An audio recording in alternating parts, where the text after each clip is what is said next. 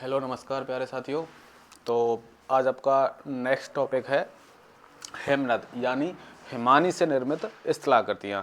हमने पवन द्वारा निर्मित स्थलाकृतियों के बारे में चर्चा की, उसके बाद हमने नदी द्वारा निर्मित स्थलाकृतियों के बारे में चर्चा की, और फिर अब बात करेंगे अपन हेमनद के बारे में। देखो पवन,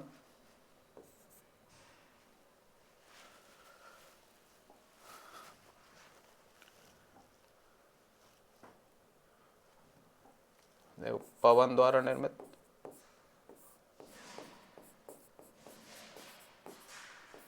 और दूसरा है नदियों द्वारा निर्मित।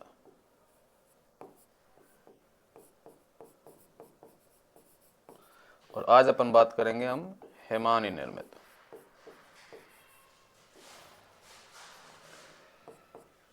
ठीक है, ये तीन जो टॉपिक हैं आपके आरपीएससी स्कूल लेक्चरर, स्कूल व्याख्याता में और लैब असिस्टेंट में हैं। इसके बाद भी हम जैसे कास्ट स्थलाकृतियाँ हैं जो कि समुद्र तटीय क्षेत्रों में, और दूसरा है भूमिगत जल। दो और बचते हैं, 5 प्रकार से पढ़ते हैं अपन इनको।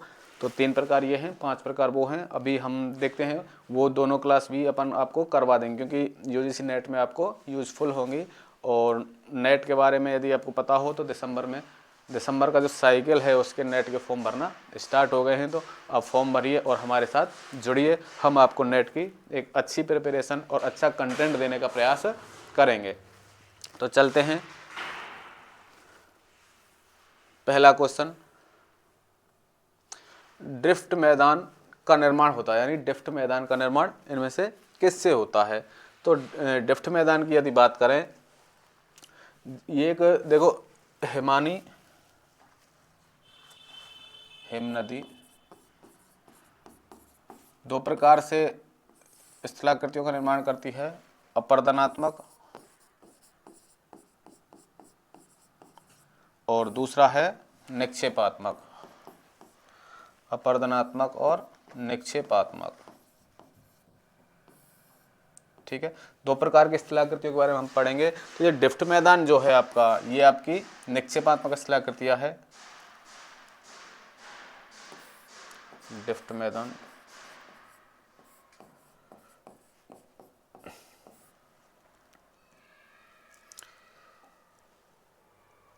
जब हिमनदी अपनी तलछट को जमा करती है और उससे एक मैदान का निर्माण हो जाता है, उसे अपन कह देते हैं ड्रिफ्ट मैदान। तो इसमें ऑप्शन में देखते हैं, महाद्वीपीय हिमानी निक्षेप से, हवा द्वारा लाई गई धूल के निक्षेप से, नदी द्वारा लाए गए मलबा के निक्षेप से, समुद्री लहरों के निक्षेप से। तो देखो हवा के द्वारा लाए गए धूल से तो बनते हैं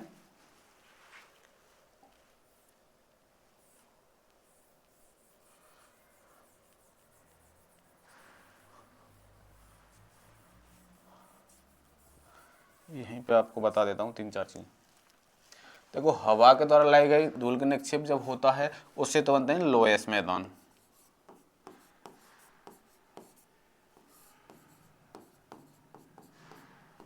नदियों द्वारा जो निक्षेप लाया जाता है, मलबा लाया जाता है, उसके निक्षेपण से बनते हैं डेल्टा, डेल्टा या मैदान।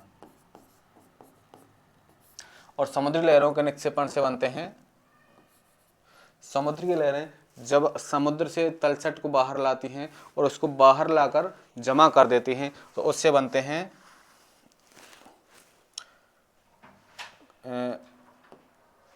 समुद्री तट। ठीक है, ये कुछ चीजें हैं जो इनसे बनती हैं। लेकिन महाद्वीपीय जो हिमानी है उनके निक्षेपण से बनता है आपका ड्रिफ्ट का मैदान।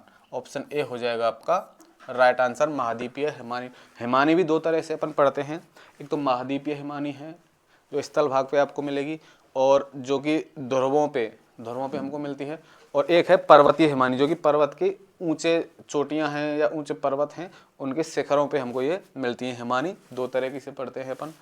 तो ये है आपकी महाद्वीपीय हिमानी निक्षेप से बनता है आपका ड्रिफ्ट मैदान।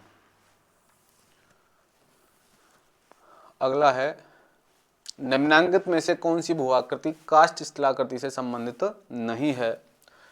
कास्ट स्थलाकृति से संबंधित नहीं है। देखो अंधी घाटी, डोलाइन और लेपिच, ये तीनों बनती हैं आपकी कास्ट स्थलाकृतियां हैं, ये कास्ट क्षेत्रों में यानी चूनायुक्त क्षेत्रों में बनती हैं, चूनायुक्त क्षेत्रों में। लेकिन जो लटकती घाटी है, लटकती घाटी का निर्माण होता है हिमनदी क्षेत्रों में या हिमानी क्षेत्रों में।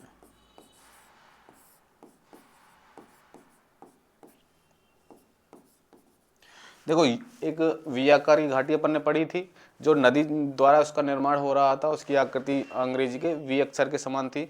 लेकिन हम यहाँ पे हिमानी वाले में पढ़ेंगे यू आकार की घाटी, जो अंग्रेजी के यू के समान होगी। इस तरह की एक घाटी का निर्माण होगा, उसे अपन कहेंगे यू आकार की घाटी। जब यू आकार की घाटी में कोई छोटी हिमनद आके मिलती है तो वह इस तरह से मिलेगी और उस घाटी में वो लटकती हुई प्रतीत होगी। हिमनदी की जो यू आकारी घाटी होती है उसमें एक सहायक हिमनद बोल सकते हैं या छोटी हिमनद यदि यू आकारी घाटी में आके मिलती है तो वो उसमें लटकती हुई, क्योंकि बर्फ होती है, जमी होती है, वो लटकती हुई सी प्रतीत होती है, इसलिए अपन उसको कहते हैं लटकती घाटी। और लटकती घाटी का निर्माण होता है हिमानी क्षेत्रों में। ऑप्शन सी आपका हो जाएगा राइट आंसर।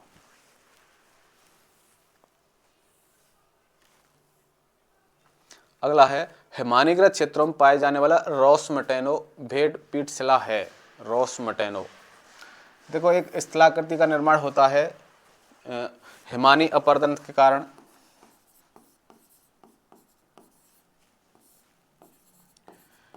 हिमानी अपरदन के कारण देखो जब हिमनदी आगे बढ़ती है तो एक कठोर चट्टान जब उसके रास्ते में आ जाती है, कठोर चट्टान रास्ते में आ जाती है तो वो उसके ऊपर से होकर निकलती है। कठोर चट्टान देखो, ये मान के चलो ये कोई कठोर चट्टान है,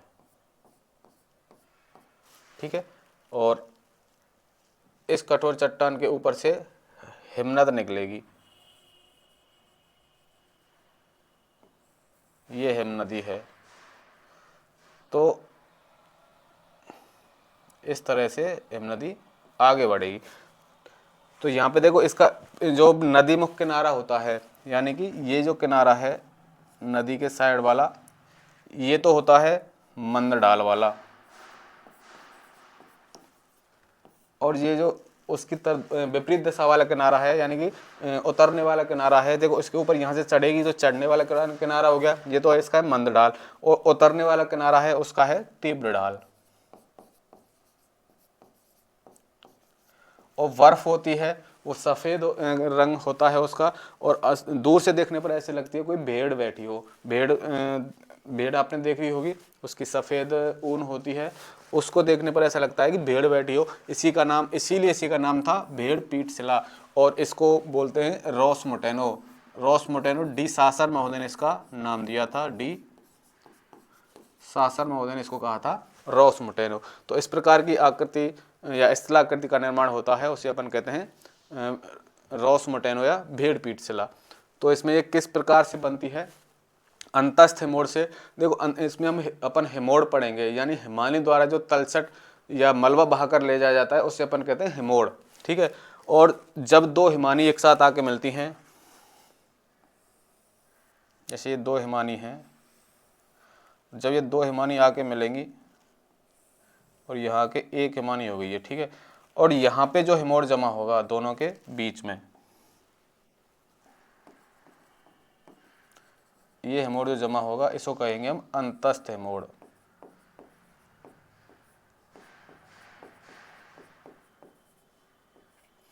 अगला है पार्श्विक हिमोड़।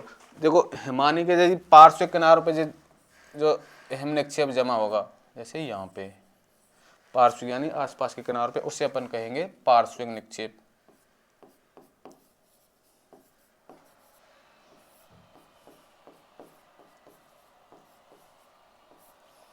ठीक है, और दूसरा है अपर्दना निक्षेप जनित आकृति। निक्षेप जनित आकृति एक प्रकार है आकृतियों का, अपर्दन से बनती हैं और निक्षेपण से बनती हैं।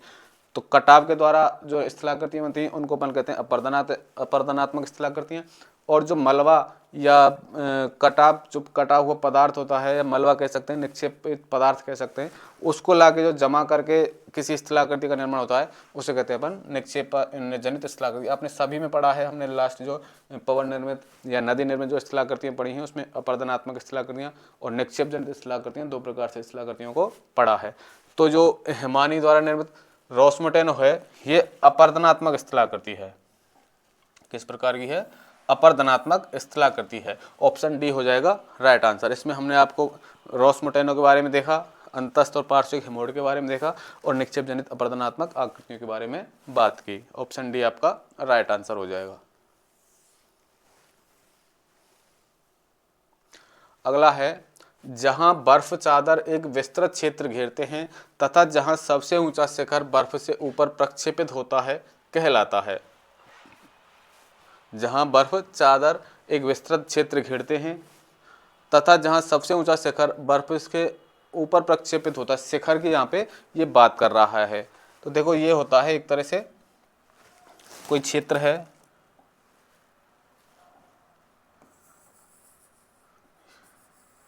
ये कोई क्षेत्र अपन समझ सकते हैं और यहाँ पे ये हिम जमी हुई है, ठीक है।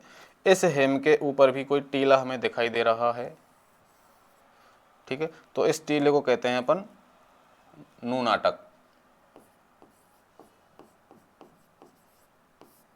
नूनाटक का मतलब होता है नुकीला क्षेत्र होता है, नुकीली चट्टान। यदि हिमानी के कटाव के बाद एक नुकीली चट्टान का निर्माण होता है, हिमानी का कटाव हिमानी क्षेत्रों में होगा और हिमानी क्षेत्रों में कोई चट्टान, कठोर चट्टान आ गई, उसका नुकीला जो पार्ट है वो उसको अपन कहते हैं अपन नूनाटक। तो स्तंभ की बात करें तो स्तंभ अपन पढ़ेंगे समुद्र तटीय क्षेत्रों में जो स्थलाकृतियों का निर्माण होता है उसमें अपन स्तंभ पढ़ते हैं। हिमटॉप कहते हैं जो पर्वतीय क्षेत्रों में जो चोटियां होती हैं उन पे बर्फ का जमाव हमें दूर से दिखाई देता है, वो हिमटॉप के समान दिखाई देता है। स्टेपी की बात करते हैं तो ये एक प्रकार की जलवायु का प्रकार है। तो नूनाटक जो है आपका राइट आंसर हो जाएगा ऑप्शन सी। नेक्स्ट,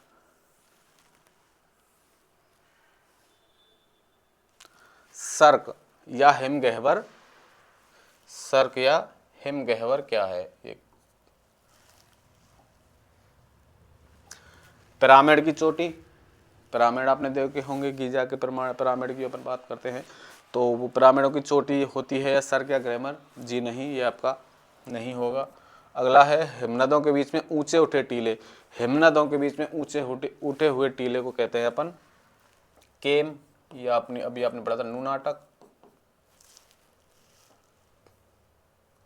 अगला है पतले चाकू के किनारे के आकार का कटक। हिमनदीय घाटी के शीर्ष पर एक अर्धवृत्ताकार या कटोरे के आकार का विशाल गहरा गर्त, ठीक है। देखो एक स्थलाकृति बनती है, ये ठीक है, इस पर से हिमनदी यदि निकलती है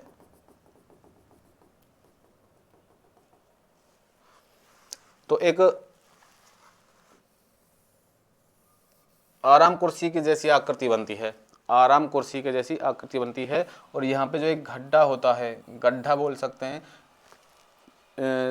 जिसमें पानी भर जाता है, जो गहरा एक तरह से गर्त होता है, तो इसी को अपन बोलते हैं सर्क।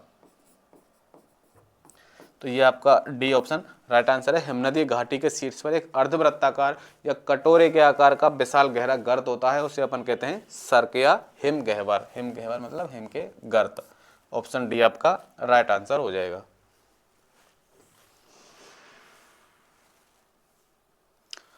अगला है नूनाटक है। नूनाटक के बारे में अभी मैंने आपको बताया था कि नुकीले जो टीले होते हैं उनको अपन नूनाटक कहते हैं। हिमनदों के बीच में ऊंचे उठे टीले, दो पहाड़ों के बीच गर्त, हिमनद द्वारा बारीक कणों के जमाव, जल सरताओं द्वारा लाए गए पदार्थ। देखो जल सरताओं द्वारा लाए गए पदार्थ होते हैं उनको अपन निक्षेप कहते हैं। जल सरताओं का मतलब है यहाँ पे नदियों द्वारा, नदियों द्वारा जो तलछट या बहाकर लाया जाता है उसे अपन निक्षेप कहते हैं, तो ये नहीं होगा। हिमनद द्वारा बारीक कण के जमाव, बारीक कणों के बारे में अभी हमने बात की थी। हिमोड़ क्या होते हैं ये? हेमोड। जो हेमनद द्वारा बहाकर लाए जाते हैं बारीक कण या तलछट उसको बोलते हैं, वो कहलाती है हेमोड। दो पहाड़ों के बीच गर्त, दो पहाड़ों के बीच गर्त को अपन यू आकार की घाटी बोल सकते हैं। और हेमनदों के बीच उठे हुए टीले जो होते हैं वो कहलाते हैं नूनाटक। हेमनदों के बीच उठे हुए तीक्ष्ण कटक बोल सकते हैं या नुकीले कटक बोल सकते हैं, उनको अपन कहते हैं नूनाटक। तो ऑप्शन ए हो जाएगा आपका राइट आंसर। हेमनदों के बीच में ऊंचे उठे टीलों को क्या कहते हैं? नूनाटक। अगला है निम्नलिखित सभी आकृतियां हेमनदीय निक्षेप द्वारा बनती हैं, इनमें से कौन ऐसा नहीं है, यानी कि इनमें से कौन सी स्थलाकृति है जो निक्षेप द्वारा नहीं बनती है? तो किससे बनती है? निक्षेप द्वारा नहीं बनती, निक्षेप द्वारा बनती है। एक सेकंड, निम्नलिखित सभी आकृतियां हिमनदीय निक्षेप द्वारा बनती हैं, इनमें से ऐसा कौन सा नहीं, यानी कि निक्षेपण से बनती हैं, और इनमें से ऐसी कौन सी है जो अपर्दन से बनती है? इसमें से 3 दी हुई हैं, वो तो बनेंगी आपकी निक्षेपण से, और एक है वो बनी हुई है अपर्दन से। 2 प्रकार की स्थलाकृतियों के बारे में हमने पढ़ा है। अपर्दनात्मक स्थलाकृतियां जो कटाव के द्वारा बनती हैं, और निक्षेप जनित स्थलाकृतियां वो अपने साथ तलछट को लाती है हिमनदी, उसके जमाव से जिस स्थलाकृति का निर्माण होता है उसे अपन कहते हैं निक्षेप जनित स्थलाकृतियां।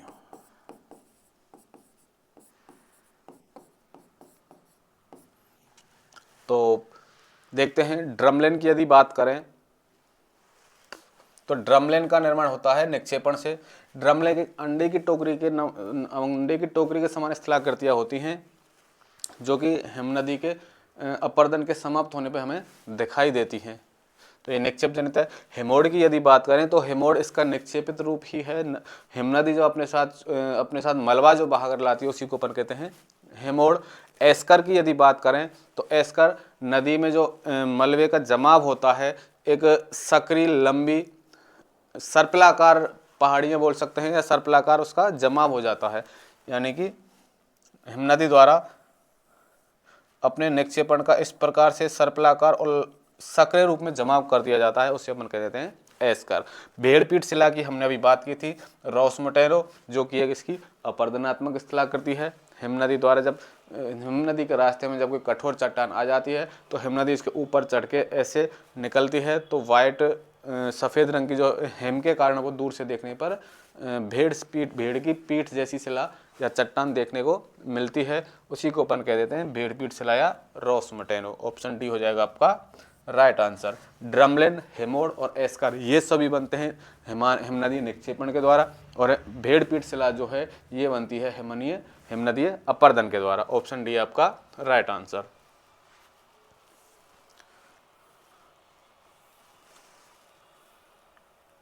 अगला है फियोर्ड परिभाषित किया जाता है सॉरी, फियोर्ड परिभाषित किया जाता है। देखो एक तट के प्रकार हैं ये। फियोर्ड है एक हिमनदी द्वारा निर्मित तट है जिसको अपन कह देते हैं फियोर्ड। आगे देखते हैं, यानी कि उच्च अक्षांशों में जब हिमनद समुद्र में मिलती है, उच्च अक्षांशों में हिमनद जब समुद्र में मिलती है तो वहाँ पे जो समुद्र का तट है वो थोड़ा नीचे धंसा हुआ होता है, तो उस धंसे हुए तट को ही अपन कह देते हैं फियोर्ड।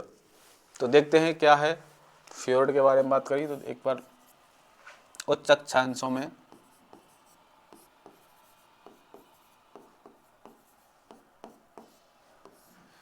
जहां हिमनद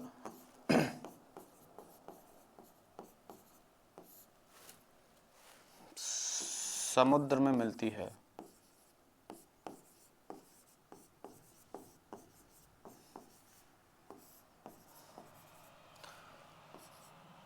वहां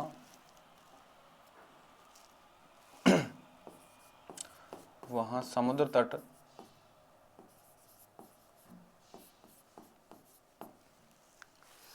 थोड़ा धंसा हुआ होता है, समुद्र तट धंसा हुआ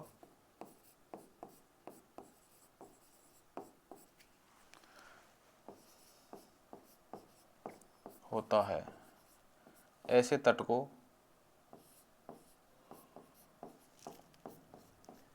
फियोर्ड कहते हैं।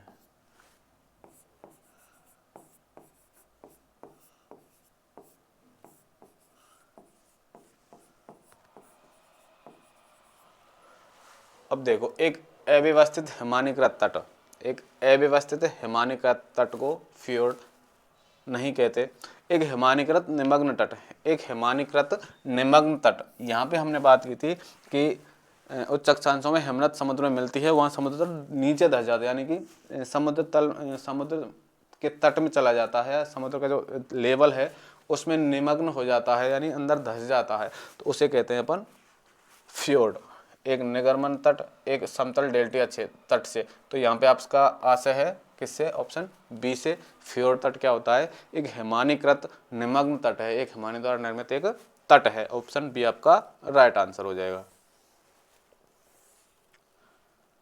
अगला है, निम्नलिखित में से कौन सा हिमानी स्थलाकृति का अपरदनात्मक भूरूप नहीं है, यानी कि हिमानी के द्वारा जो स्थलाकृतियों का निर्माण किया था उनमें से अपरदनात्मक भूरूप नहीं है। अपरदनात्मक भूरूप नहीं है तो हमने किसको देखना है, निक्षेपात्मक।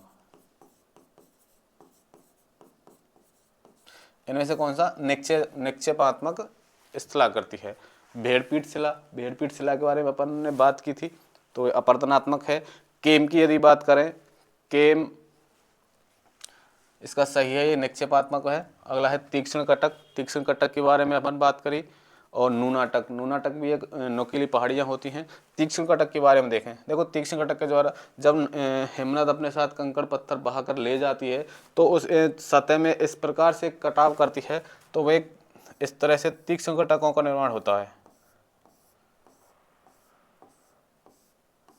ठीक है, ये कोई सतह है इस तरह से, तो यहाँ से निकल रही है हिमनद और इसमें ऐसे कटाव यानी कंगीनुमा आकृति का निर्माण कर देती है। संकीर्ण कटक हैं, तीक्ष्ण कटक इसको इसलिए कहते हैं।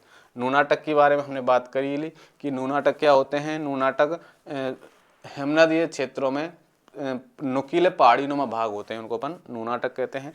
केम की यदि बात करें तो केम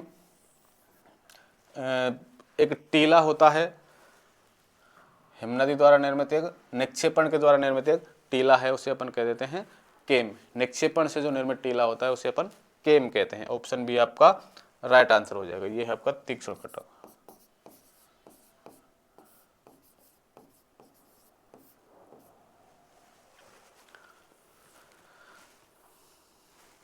अगला है निक्षेप जन्य भूआकृति है, यानी कि इनमें से कौन सी निक्षेप जन्य आकृति है, अपरदनात्मक आकृति नहीं है। 4 दी हुई हैं जिनमें से 3 अपरदनात्मक हैं और एक है निक्षेपात्मक। तो देखते हैं मेषशिला। मेषशिला के बारे में अपन ने बात की कि मेषशिला जो है एक तरह से भेड़पीठ शिला या रोस्मटेनो कहते हैं, वो है ये। पोलजे की यदि बात करें तो पोलजे एक निक्षेपात्मक स्थलाकृति है। पोलजे एक, ये हिमनदी द्वारा निर्मित है। और पोलजे की यदि बात करें तो पोलजे का निर्माण होता है परिहिमानी क्षेत्रों में,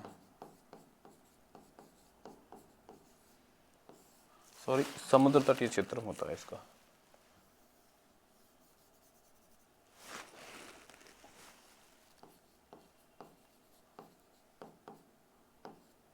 और यार्डंग की यदि बात करें तो इसका निर्माण पवन द्वारा होता है। और ड्रमलिन की यदि बात करें तो ड्रमलिन के बारे में मैंने आपको बताया था कुछ। देखो इस तरह से कुछ स्थलाकृतियों का निर्माण होता है। दूर से देखने पर अंडे की टोकरी के समान ये हमको देखने को लगती हैं, प्रतीत होती हैं, तो उसको अपन कह लेते हैं ड्रमलिन। ये एक निक्षेपात्मक स्थलाकृति है। मेषशिला का निर्माण हिमनदी द्वारा होता है, एक अपरदनात्मक स्थलाकृति है। पोलजे का निर्माण समुद्र तटों पे होता है जो कि एक अपरदनात्मक स्थलाकृति है। और यार्डंग का निर्माण होता है पवन द्वारा निर्मित होता है।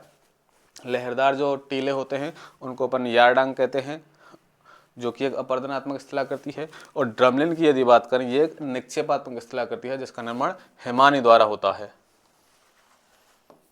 हिमानी, तो ऑप्शन डी हो जाएगा आपका राइट आंसर। ये है आपका ड्रमलिन।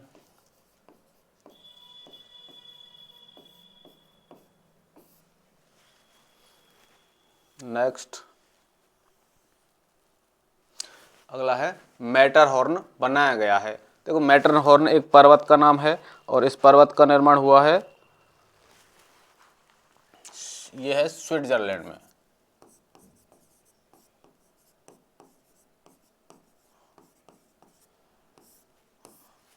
देखो ये एक हॉर्न स्थलाकृति है, जैसे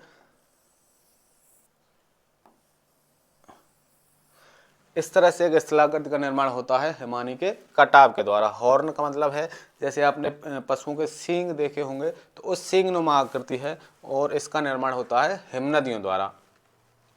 हिमनद के कटाव से ये एक कठोर चट्टान है, इसके दोनों तरफ हिमनदियों का बहाव हुआ है, इधर भी और इधर भी, और ये जो बचा है बीच में ये कठोर चट्टान बची है जो देखने पर एक श्रृंग या सींग के समान देखने को मिलती है, इसको अपन हॉर्न कहते हैं।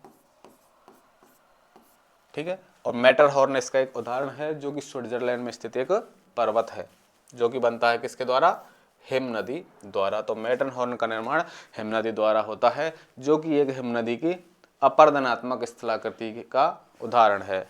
ऑप्शन डी आपका राइट आंसर।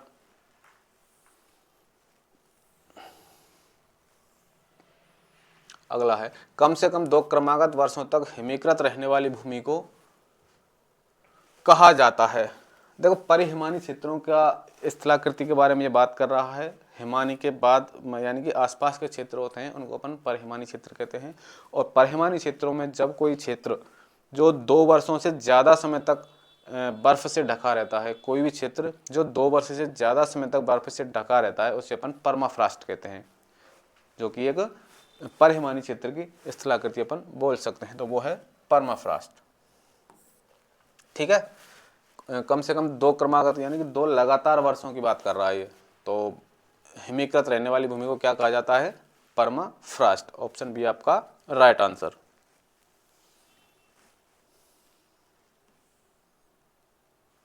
अगला है उच्च अक्षांशों में गहरी हिमनद गर्तें जिनमें समुद्री जल भर जाता है। उच्च अक्षांशों में गहरी हिमनद गर्तें जिनमें समुद्र जल भर जाता है तथा जो समुद्री तटरेखा निर्मित करते हैं, समुद्री तटरेखा का निर्माण करते हैं, तो उसे कहते हैं अपन, वो तो होता है देखो फियोर्ड।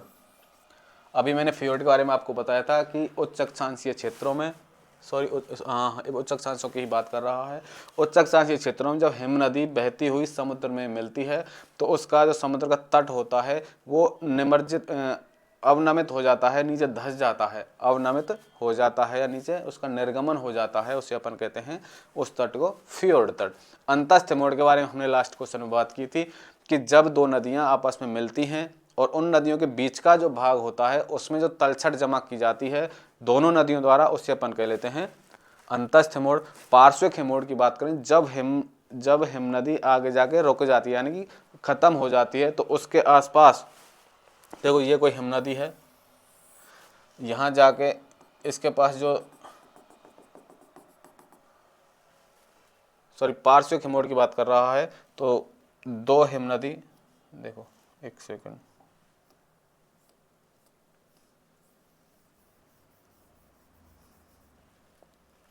ये एक हिम नदी है।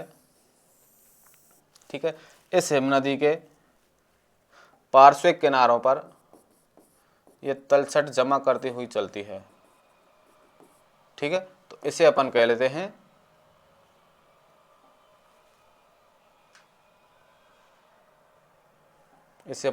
हैं पार्श्विक हिमोड़।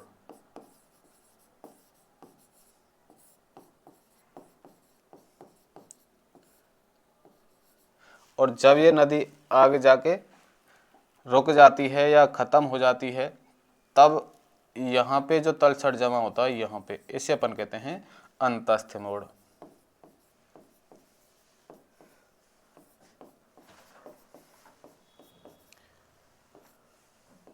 हिमानी धौत ये मैदान होता है एक जो हिमानी द्वारा निर्मित या निक्षेपित पदार्थों से एक मैदान का निर्माण होता है, उसे अपन कहते हैं हिमानी धौत मैदान। तो अंतस्थ हिमोड़ हो गया यानी कि इसके अंतिम में जो हिमोड़ बनेगा। मध्यस्थ हिमोड़ 2 हिमानियों के बीच में बनेगा। पार्श्विक हिमोड़ हिमानी के आसपास के पार्श्व या किनारों पर जो निक्षेपण होगा उससे बनेगा पार्श्विक हिमोड़। ठीक है, तो इसका राइट आंसर हो जाएगा ऑप्शन बी। उच्च अक्षांशों में। अगला है निम्नांकित में से कौन सुमेलित नहीं है, यानी ये कुछ स्थलाकृतियां दी हुई हैं और ये किसके द्वारा निर्मित हैं या कहाँ पर निर्मित हैं, इनमें से कौन सा सुमेलित नहीं है हमको ये देखना है। तो युवाला एक कास्ट स्थलाकृति है, युवाला या पोल्जे एक कास्ट स्थलाकृति है, सही है साहब। ये ड्रमलिन है,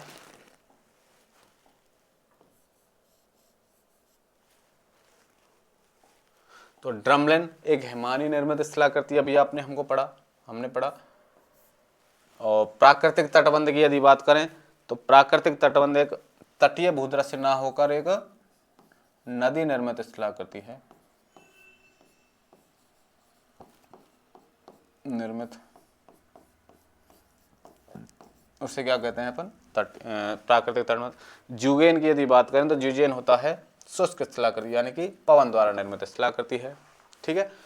युवाला की बात करें तो कास्ट स्थलाकृति, यानी कि समुद्र तटीय क्षेत्रों में इसका निर्माण होता है। ड्रमलिन की यदि बात करें तो हिमालय द्वारा निर्मित भूदृश्य है, जो कि अंडे की टोकरी के समान प्रतीत होता है।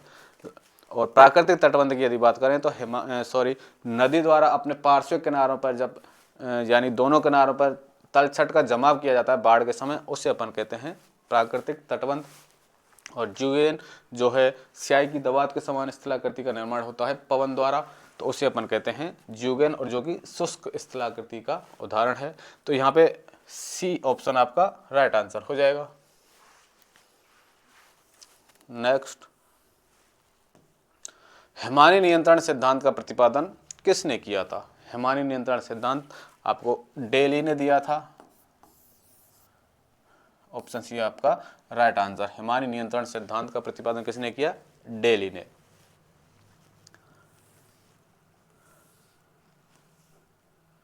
नेक्स्ट, निम्नलिखित में से कौन सी हिमजलीय निक्षेप से बनी भूआकृति नहीं है?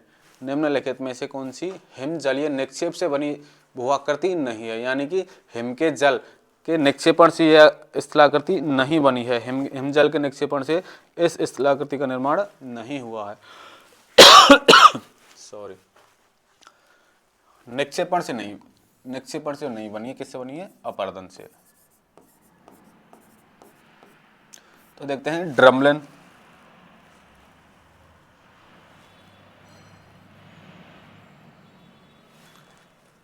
तो ड्रमलिन का निर्माण होता है किससे?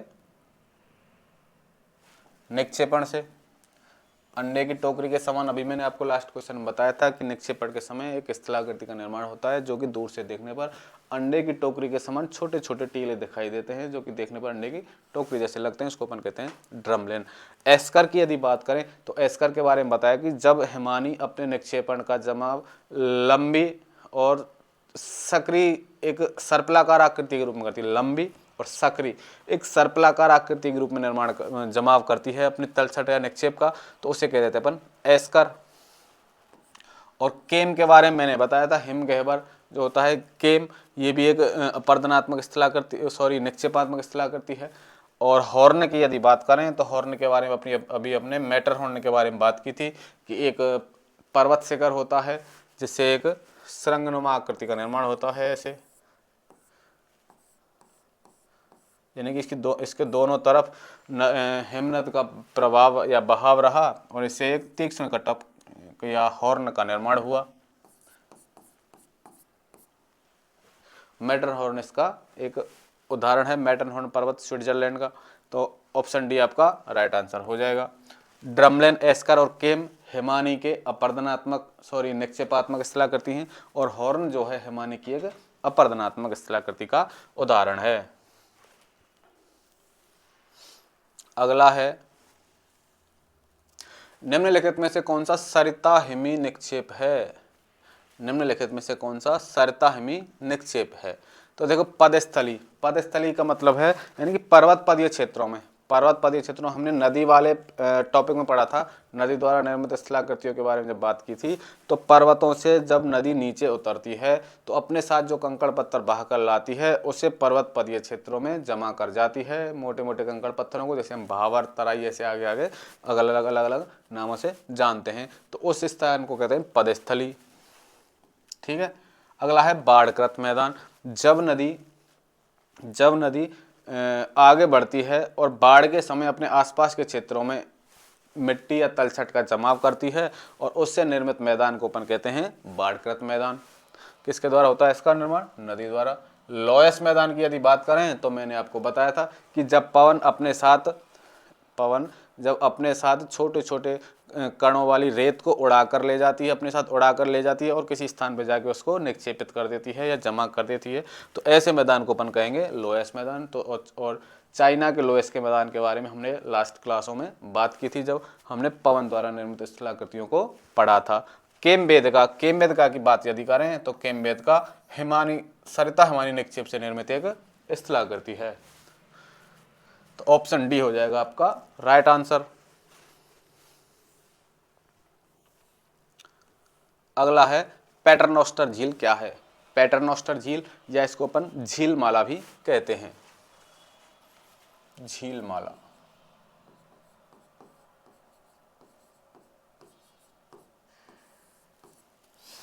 देखो एक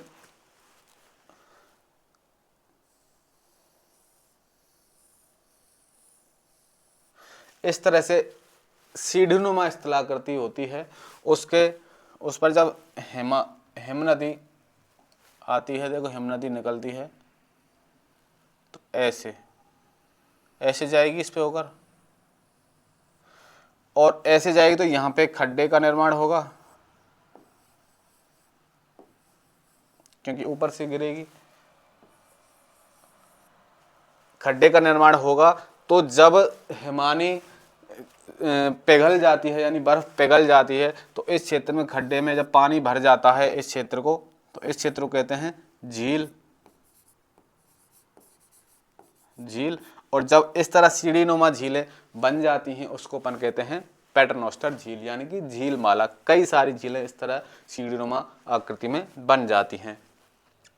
तो अब देखते हैं आगे हिमनदीय सोपानों पर पैटरनोस्टर झील क्या है? हिमनदीय सोपानों को पैटरनोस्टर झील कहते हैं? जी नहीं, हिमनदीय सोपानों पर ही बनते हैं। ठीक है, आगे देखते हैं आगे का ऑप्शन। ज्वालामुखी उत्पत्ति झीलें, ज्वालामुखी द्वारा उत्पत्ति से जो झीलों का निर्माण होता है उनको क्रेटर या कॉल्डेरा झील कहते हैं। समुद्री अपरदन द्वारा जल के उथले क्षेत्र से बनी झीलें, जी नहीं, उनको अपन पैटरनोस्टर झील नहीं कहते हैं। समुद्री अपरदन द्वारा जल के उथले क्षेत्र से जो झीलें बनती हैं उनको अपन पैटरनोस्टर झील नहीं कहते हैं। अगला है नदी विसर्प से कटी अर्धचंद्राकार आकार की झीलें। नदी विसर्प से कटी अर्धचंद्राकार आकार की झीलों को अपन कहते हैं गोखुर झीलें। तो ये भी नहीं है। तो हिमनदीय सोपानों पर, यही इसका राइट आंसर है कि हिमनदीय सोपानों पर जब कई झीलों का निर्माण होता है तो उसे अपन कहते हैं पैटरनोस्टर झील। ठीक है, ऑप्शन ए आपका राइट आंसर हो जाएगा। और समुद्री अपरदन द्वारा जल से उथले क्षेत्रों में जो झील बनती है उसको अपन कहते हैं लेगून झील। नेक्स्ट अगला है कॉल का निर्माण होता है। कॉल, तो कॉल देखो एक दर्रा होता है, ये दर्रा। ठीक है, आपने पढ़ा होगा इंदिरा कॉल। इंदिरा कॉल जो कि भारत का उत्तरतम बिंदु है, इंदिरा कॉल, वो एक दर्रे का ही नाम है, इंदिरा दर्रा। अब देखो कॉल का निर्माण कैसे होता है। जैसे हमने आपसे बात की थी तीक्ष्ण कटकों के बारे में, तो इस तरह से तीक्ष्ण कटक बनते हैं। और जब ये कटकों के बीच की स्थलाकृति ये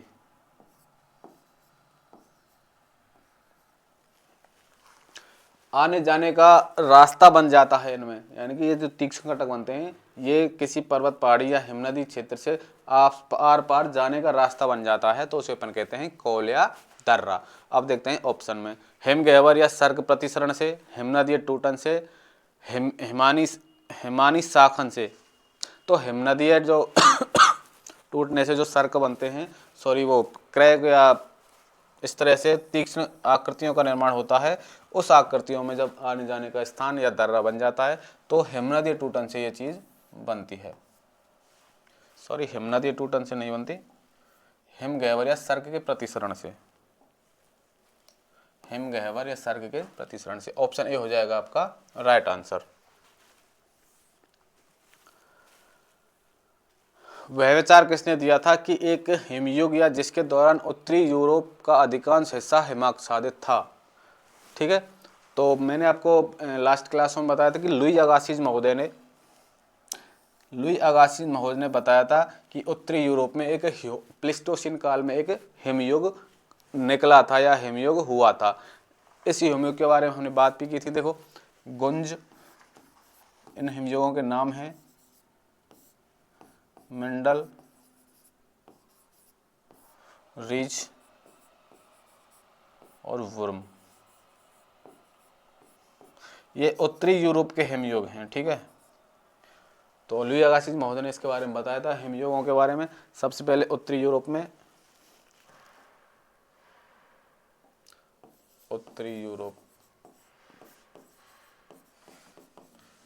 के हिमयुग, उत्तरी यूरोप के हिमयुग हैं। सबसे पहले गुंज आता है, फिर मेंडल आता है, फिर रिज आता है, फिर बुर्म आता है। दो प्रकार से पढ़ते हैं इनको अपन, उत्तरी यूरोप के और उत्तरी अमेरिका के। उत्तरी अमेरिका के बारे में बात करें तो नेब्रास्कन, कंसान एल्यूवियन और विस्कॉन्सिन, ये चार हिमयुग किसके हुए थे? उत्तरी अमेरिका के। नेब्रास्कन,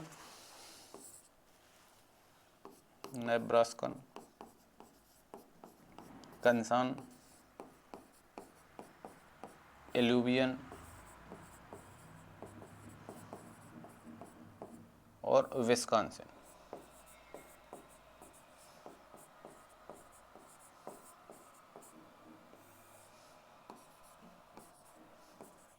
ये हैं उत्तरी अमेरिका के हिमयुग।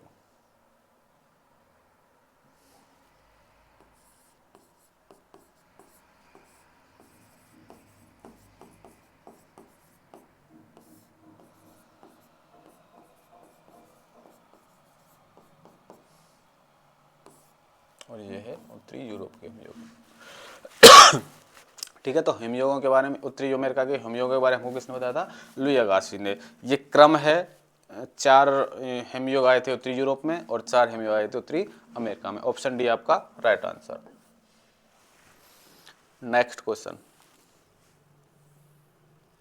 भू-आकृतियों के निम्नलिखित समूहों में से कौन सी अपर्दनी विशेषताएं हैं? यानी कि इनमें से कौन सी जो स्थलाकृति हैं वो अपर्दन के द्वारा बनी हुई हैं, अपर्दन के द्वारा बनी है, ना कि निक्षेपण के द्वारा।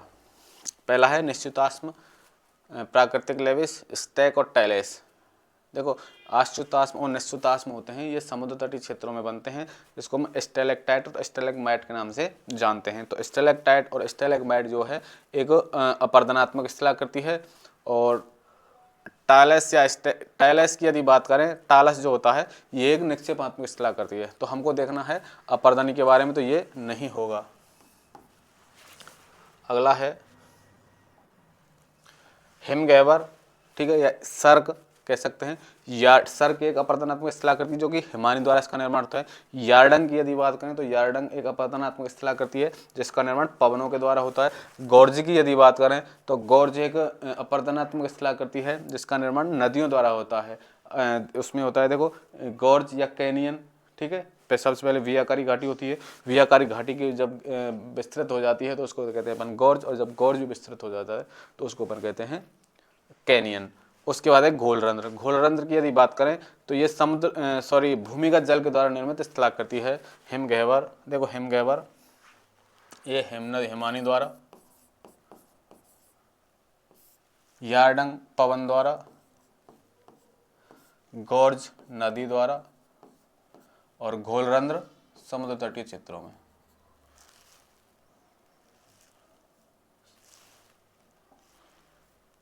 समुद्र तटीय क्षेत्रों नहीं, भूमिगत जल द्वारा।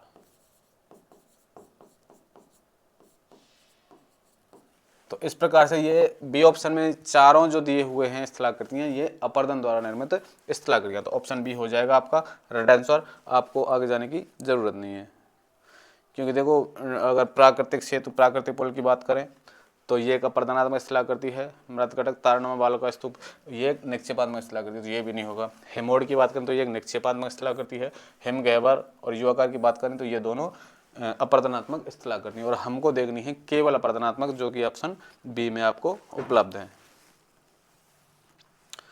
नेक्स्ट अगला है सूची 1 को सूची 2 के साथ सुमेलित करें। सूची 1 को सूची 2 के साथ सुमेलित करें। इसमें क्या है, देखो एक में स्थलाकृति दी हुई है, दूसरे में भू आकृति दी हुई है, यानी कि इनसे इनका निर्माण इनसे कैसे कैसे हुआ है, तो हमको ये मिलाना है। तो पहला है हिमनदी, तो इनमें से कौन सी स्थलाकृति हिमनदी द्वारा निर्मित है? तो अरेत नाम की एक स्थलाकृति है जिसको तीक्ष्ण कटक कहते हैं। हिमनदी के द्वारा अरेत का निर्माण होता है। जब हिमानी सतह से घर्षण करती हुई आगे बढ़ती है तो कंकड़ पत्थरों द्वारा एक उसमें दरार की तरह से जो स्थलाकृति का निर्माण होता है उसे अपन कहते हैं अरेत, यानी आरी नुमा आकृति का निर्माण होता है, उसे अपन अरेत कहते हैं। तो पहले में हो गया आपका 3, 2 में दिया हुआ है। अगला देखते हैं समुद्री। समुद्र के द्वारा देखो संयोजी भित्ति या टॉम्बेलो का निर्माण होता है। संयोजी भित्ति या टॉम्बेलो यानी कि आगे किसी द्वीप को और समुद्र तट से मिलाने के लिए जो एक भित्ति या दीवार का या एक रास्ते का निर्माण होता है उसे अपन टॉम्बेलो कह देते हैं, जो कि समुद्र के निक्षेपण से होता है। अगला है नदी। नदी के द्वारा जलोढ़ प्रारूपी प्रसार होता है, और बातोड़ यानी वायु की बात करें तो यार्डंग का निर्माण होता है। तो ऑप्शन देखते हैं, इसमें होगा 3 4 1 2, 3 4 1 2, तो ऑप्शन डी हो जाएगा आपका राइट आंसर। नेक्स्ट देखो एस्कर्स। एस्कर्स होते हैं, एस्कर्स के बारे में हमने अभी लास्ट बात की है कि ये हिमानी द्वारा निर्मित निक्षेपात्मक स्थलाकृति है। हिमानी द्वारा निर्मित निक्षेपात्मक स्थलाकृति है। इसमें क्या होता है कि हिमानी अपने साथ लाई गई तलछट को या मलबे को या निक्षेप को जमा करती है एक सक्रिय और लंबी सर्पिलाकार आकृति के रूप में, सक्रिय लंबी और सर्पिलाकार आकृति के रूप में जमा कर देती है, जिसको अपन कहते हैं एस्कर्स। आगे देखते हैं, तो एक टुंड्रा जनजाति नहीं है ये। हिमानीकृत भू आकृति, जी हाँ हिमानीकृत भू आकृति तो जरूर है। तो एस्कर्स का निर्माण जो होता है वो किसके द्वारा होता है, हिमानीकृत। एक शुष्क वनस्पति का प्रकार भी नहीं है, उष्णकटिबंधीय वनों में पाए जाने वाला एक पशु भी नहीं है। तो एस्कर्स क्या है, एक हिमानीकृत यानी हिमनदी द्वारा निर्मित अपर्दनात्मक स्थलाकृति है, सॉरी निक्षेपात्मक स्थलाकृति है एस्कर्स। नेक्स्ट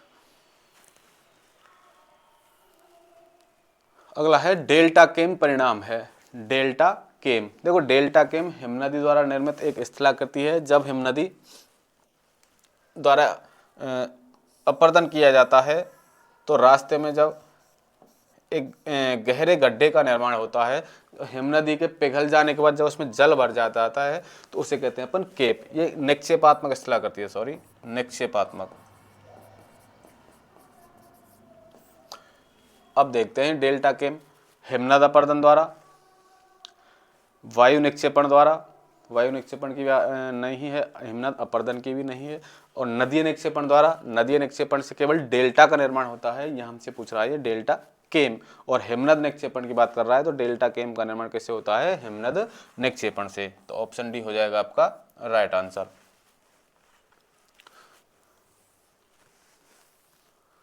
अगला है सूची 1 को सूची 2 के साथ सम्मिलित कीजिए और नीचे दिए गए कूट की सहायता से सही उत्तर का चयन कीजिए। तो स्थलाकृति दी हुई हैं और ये एजेंट यानी कि किससे इनका निर्माण हुआ है हमको ये देखना है। तीक्ष्ण कटक या अरेत, अभी मैंने लास्ट क्वेश्चन बताया था, तीक्ष्ण कटक जो होते हैं हिमानी द्वारा स्थल भाग पर एक आरी नुमा तीक्ष्ण कटक की आकृति का निर्माण जो होता है उसे कहते हैं अपन अरेत। इसका निर्माण होता है हिमानी द्वारा। तो ये हो जाएगा पहले में 2।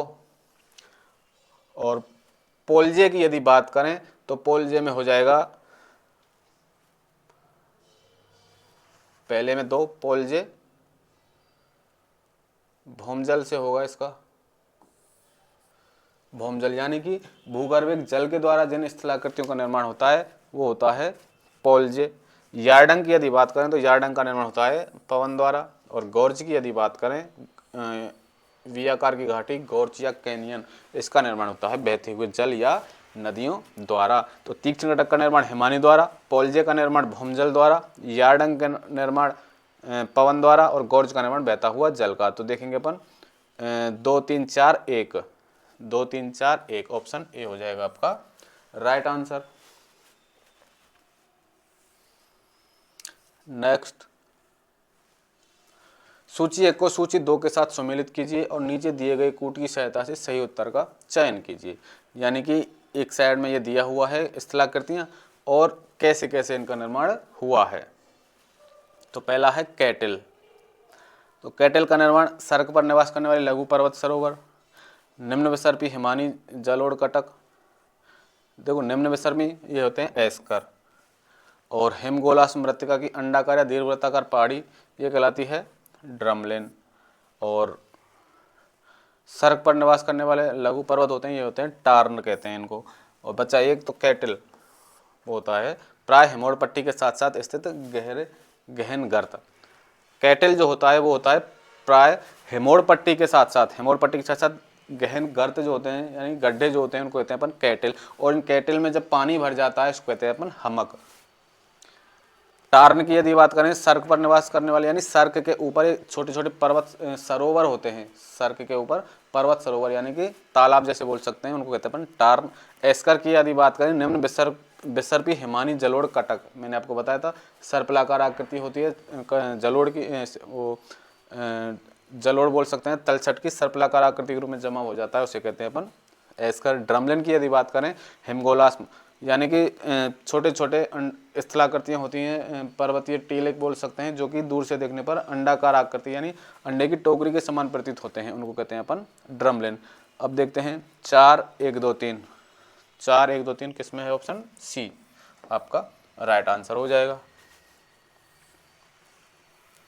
अगला है, निम्नलिखित में से कौन सा हिमजलीय निक्षेपण का भूरूप नहीं है? हिमजलीय निक्षेपण का भूरूप नहीं है तो किसका है? अपरदन का। तो देखो एस्कर का निर्माण मैंने बताया था, सर्पिलाकार स्थलाकृति जो है निक्षेपण की हिमनदी के द्वारा निक्षेपण जो होता है उसकी सर्पिलाकार आकृति और लंबी आकृति होती है, उसको कहते हैं अपन एस्कर। पर्वतीय छोटे छोटे पर्वत होते हैं, अंडे की टोकरी के समान देखने पर प्रतीत होते हैं, उनको कहते हैं अपन ड्रमलिन। कैम की अभी बात की थी, जो छोटे छोटे गड्ढे नुमा या गर्त कह सकते हैं, उनको कहते हैं अपन केम।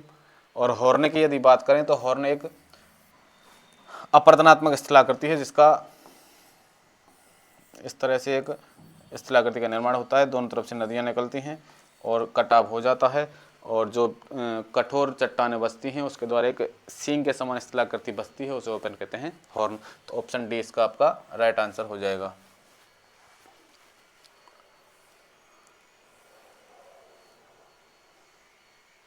निम्नलिखित में से कौन सी प्रक्रिया हिमीय अपर्दन के संदर्भ में विशिष्ट स्थान रखती है? यानी कि इनमें से कौन सी क्रिया है जो हिमानी द्वारा किए गए अपर्दन में विशिष्ट स्थान रखती है? देखो उत्पाटन। उत्पाटन क्या होता है? जब हिमानी द्वारा अपनी बहाव क्षेत्र में यानी कि स्थलीय भाग में छोटी चट्टानों को तोड़ने का काम जो किया जाता है, उसे कहते हैं अपन उत्पाटन। देखो जैसे ये स्थल भाग है, इसमें बीच में दरारें हैं, और जब हिम नदी इससे ऊपर होकर निकल रही है और यहाँ पे जैसे पानी भर गया, यहाँ पे भर गया, ऐसे क्षेत्र में पानी भर जाता है,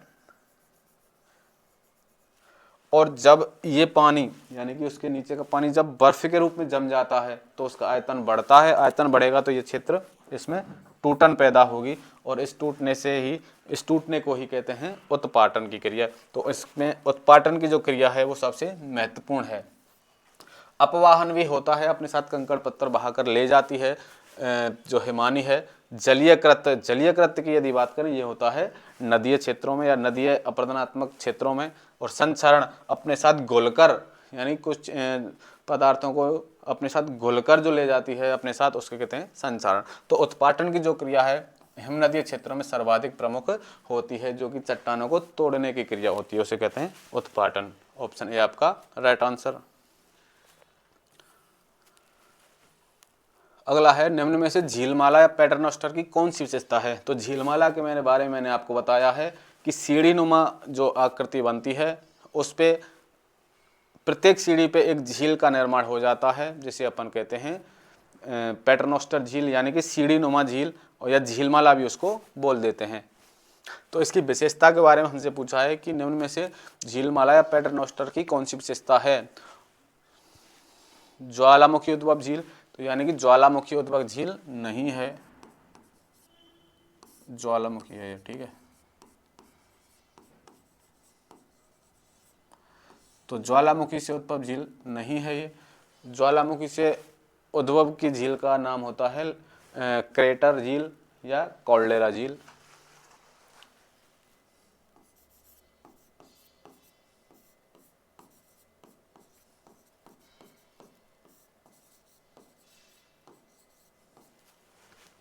समुद्र से पृथकत जल का छिछला भाग जैसे हम लैगून कहते हैं।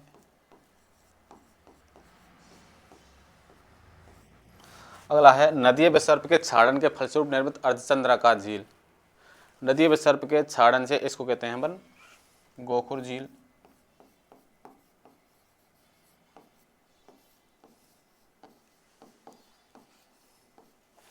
और हिमनदीय सोपानों पर बनी झीलें कहलाती हैं पैटर्नोस्टर या झीलमाला। ये हो जाएगा आपको ऑप्शन डी आपका राइट आंसर। तो ये थी हिमानी द्वारा निर्मित कुछ स्थलाकृतियाँ, इसके बारे में हमने क्वेश्चन डिस्कस किए। नेक्स्ट क्लास भी अपन इसी की डिस्कस करेंगे, हिमानी द्वारा निर्मित स्थलाकृतियों की। फिर उसके बाद अपन समुद्र तटीय क्षेत्रों में जो स्थलाकृतियों का निर्माण होता है और भूगर्भिक जल द्वारा निर्मित क्षेत्रों के बारे में अपन बात करेंगे। तो ये जो आपकी क्लासेस चल रही हैं, आपको यदि उपयोगी लग रही हों तो हमारे चैनल को सब्सक्राइब करना ना भूलें और ज़्यादा से ज़्यादा शेयर भी करें, क्योंकि RPSC first grade, level assistant और यूपी में पीजीटी, टीजीटी और हायर यानी कि असिस्टेंट प्रोफेसर की एग्ज़ाम की डेट आने वाली है। तो ये क्लासें आप अपने दोस्तों के साथ, अपने मित्रों के साथ भी शेयर करें, जिससे कि उनको भी लाभ हो सके। Thank you.